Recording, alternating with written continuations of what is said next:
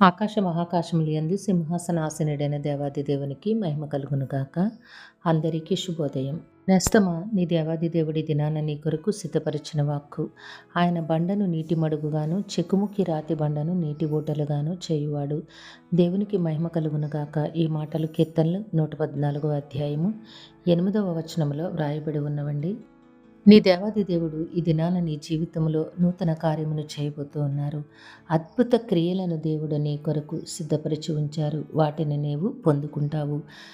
నీవైతే అనుకుంటూ ఉన్నావు, నా బ్రతుకులో ఈ సమస్య చాలా భయంకరంగా ఉంది, పర్వతమంతా కదల్చలేనిదిగా, ఈ సమస్య నుంచి నేను బయటకు రాలేనంతగా నన్ను వేదనకు గురి చేస్తూ ఉంది అని నీవు అనుకుంటూ ఉన్నావు. నేస్తమా, నీ దేవాది దేవుడు ఆ సమస్యను నీకు చాలా సులభంగా నీ నుంచి దూరం చేసి నీకు విజయమును అనుగ్రహిస్తారు. ఎందుకంటే జీవము కలిగిన దేవుడు నీ దేవుడై ఉన్నారు, నీ పక్షాన ఉన్నారు.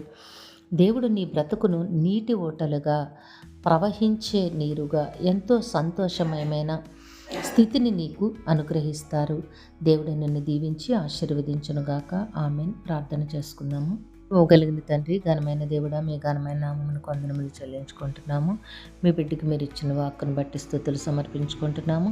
మీ బిడ్డ జీవితంలో ఉన్న భయంకరమైన సమస్య నుంచి దినాన మీరు విడుదలను కలిగచేసి సంతోషమును, ఆనందమును అనుగ్రహించబోతూ ఉన్నారు. అందుని బట్టి మీకు వందనములు తండ్రి.